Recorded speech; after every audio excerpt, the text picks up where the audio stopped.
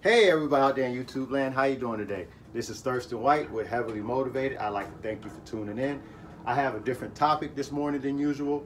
You know, on my channel, you're subject to see anything or hear anything. So what I want to talk about today is anxiety attacks. I've been dealing with it for a while. I was dealing with anxiety attacks before I even knew what anxiety was. I didn't even know I had anxiety, but I was dealing with these issues.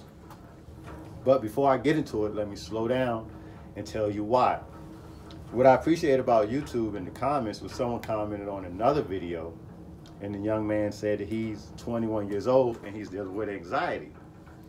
Asked me to talk about it. So if there's something you want me to talk about, something you want me to research or hear about, please feel free to down in the comment section to drop a comment, what you want to hear about, subscribe, give me the thumbs up button. Please share this because the only way that I can reach others is through you. My network is small. I have minimal subscribers, so I need your help to get this message out. The interesting thing is that I just had an anxiety attack yesterday. So the brother hit me on the comment. I saw it this morning, and I'm like, okay, that's fresh. I don't even have to research. I don't have to study. I don't have to prepare for it because I just had an anxiety attack yesterday while I was at the Wawa for lunchtime. The street crime unit came in.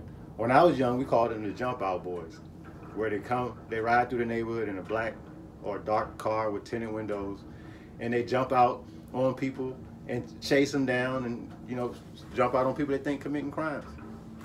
So I was in there and I was ordering a sub at Wawa, and the street team came in. They had bulletproof vests, guns, zip ties on them, cuffs, hats on, combat boots, looking and looked like they were just ready to chase you down, handcuff you, and throw you in the back of the car. And I'm not even doing nothing illegal, but I started freaking out. I started freaking out like instantly. I knew they was gonna grab me. I knew they was gonna tase me, maybe shoot me, lock me up, and I never see my family. I knew all this would happen, and it happened in like 3 seconds. So my whole day was turned upside down. So I understand anxiety. I understand the fear and the frustration. I understand anxiety attacks. Let me take a second to give you a backstory. My first experience with the anxiety attack was maybe after being released from prison in 2002. Prior to going to prison, the way that I had got apprehended was I was in this huge car chase, a bunch of police cars, speeding, running red lights, doing a bunch of dumb stuff. And at the end of the car chase, I ended up crashing into a house. It was very ignorant, so I'm not trying to say that car chasing and speeding is nothing cool about it. It was ignorant. I crashed into a house. I almost killed myself. I had this big cut on the top of my head, as you can see from the car chase, and I'm happy to be alive because it was a self-inflicted wound. I almost killed myself running from the police. So what happened, after the car chase, I went to the hospital, got incarcerated. Everything was cool. Everything was just like regular life in prison or in jail. So I came home and I got into a car for the first time again in 2002, and I was riding, and all of a sudden as I was riding, I started freaking out. I started getting tense. I started sweating. I thought people was going to run into me. I saw myself running off the road. My stomach started hurting. I had feelings, just my body was tight. And I didn't understand then, but I was actually having an anxiety attack. So let me read the definition. Thanks for checking this video out. So an anxiety attack is a sudden episode of intense fear or anxiety and physical symptoms based on a perceived threat rather than imminent danger. I perceived the threat of wrecking based on a previous traumatic experience I had when I crashed into the house. So I always had these anxiety attacks. I could be riding with somebody and they may just turn out the lane fast. I think they're about to wreck. And my body tense. I get all frustrated. I would get angry. And how I would deal with it then was self-medication. I would take liquor or drink liquor, take shots, maybe beer, and try to deal with what was going on in my body the wrong way because I didn't know. So I dealt with those anxiety attacks for a long time, and I still deal with them today, but I have a better way of dealing with it. So then, my next issue with anxiety, I was a fugitive. Y'all don't know my whole story. Stay tuned in, you'll figure it out. I was a fugitive for almost 6 years. I was on the run from the feds and from Virginia Beach on drug trafficking charges. That's pretty much what it was. So I was a fugitive, and I was going to all these different states trying to stay on the run, stay free, and I had fake identifications, and I was doing all this dumb stuff. But in the midst of it all, I was so afraid of being locked up that I would have these anxiety attacks. Like, every time a police would get behind me or pull out of a 7-Eleven or pull out a gas station or any road while I was riding, even if there were 4 cars back, it would spoil everything. Like, I could be perfectly cool, chilling, riding, listening to music, see a police behind me, my toes do this, get tight, I'm holding the steering wheel stiff, my chest muscles flex, I start sweating, I get nervous. It feel like I went through a whole workout, like in 10 seconds, like I worked out for an hour. My body was tired, mentally drained. So I did the wrong thing again. I started self-medicating myself. The reason I'm stressing this wrong treatment of your anxiety is because a lot of people are self-medicating, and you actually need help. You need to talk to somebody. So I started self-medicating myself with drugs and alcohol, trying to deal with the anxiety. Then sometimes I would be at home and I would be asleep, and somehow or another in my sleep I would visualize that the police kicked the door in, and then I would wake up freaking out, having an anxiety attack, panicking, tripping. It's a perceived threat of no imminent danger. It was nothing that backed this up. It was just all in my mind.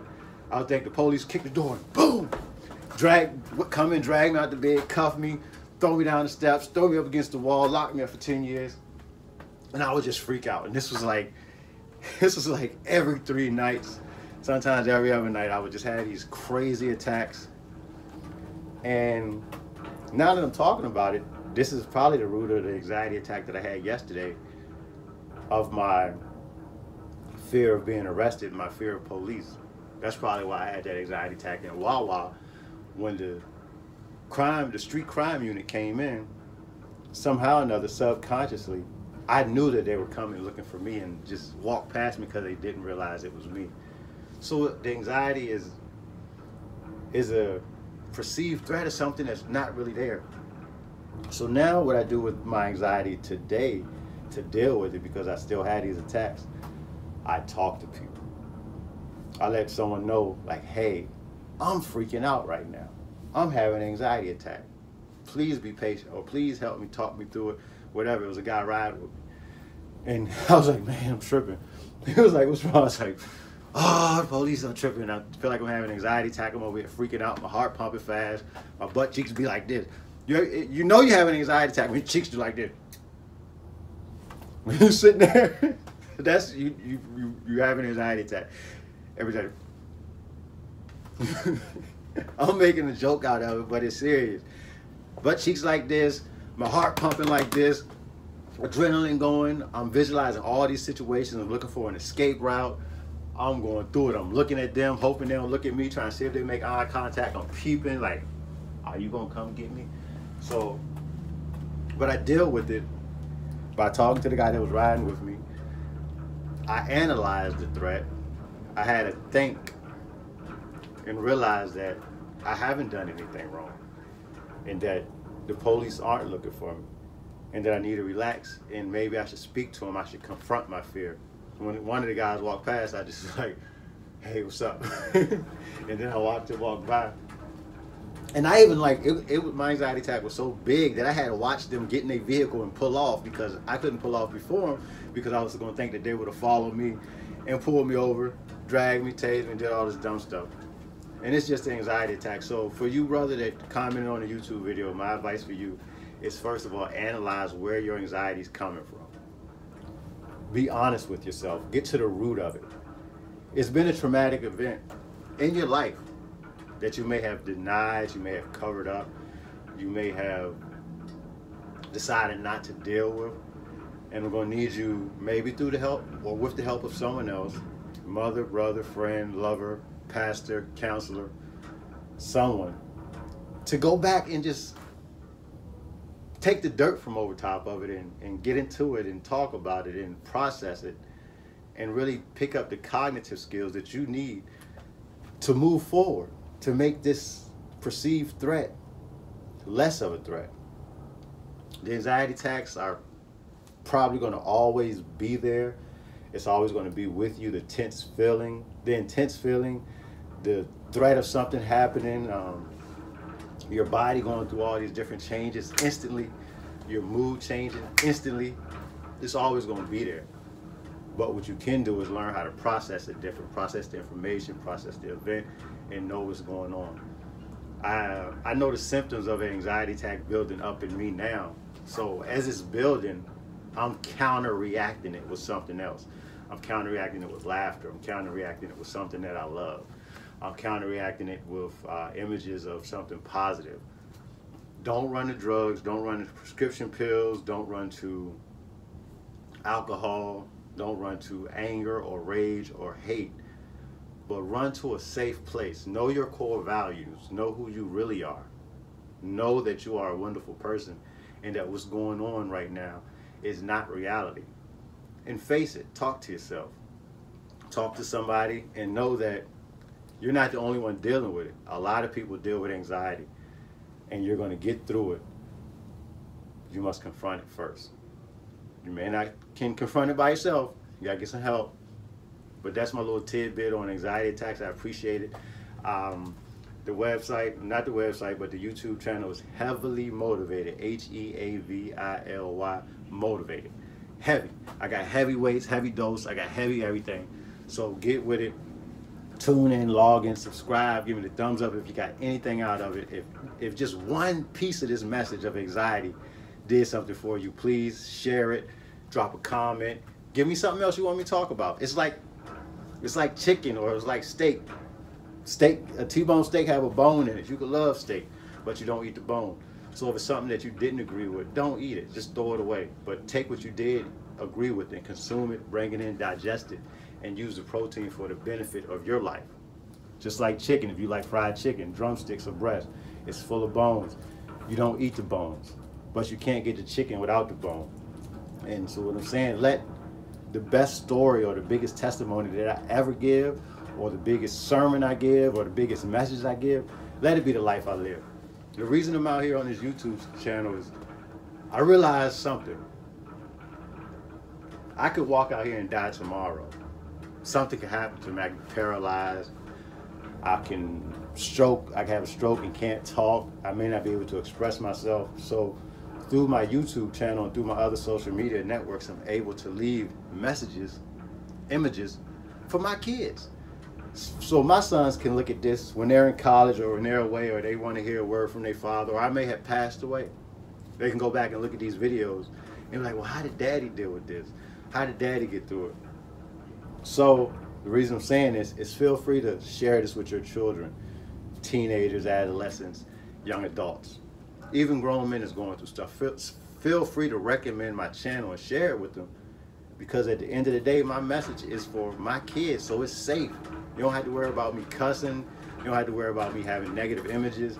You don't have to worry about me leading your children astray. There's no hate. Some of my messages may be pro-black, but my pro-blackness don't make me anti-white. It just means I'm trying to uplift my family. I just got a black family. But some of the same issues that my black children go through and I go through as a black man, I know a lot of white dudes go through the same thing. I know Spanish guys going through the same thing. Oriental brothers going through the same thing. So it's a universal message. It's just my paintbrush is dipped in a darker hue of paint. It's dipped with the melanin and it's dripping. Pro-black, don't make me anti-white, anti-anything. Dealing with anxiety attacks, been dealing with it. If you're dealing with it, you know anxiety attacks don't have a color. When they come, it's real. It's a real threat, okay? Y'all be blessed. Stay heavily motivated. Don't forget to share this somewhere. I gotta get to 1,000 subscribers. Can't do it without you. Peace. Time to clock in.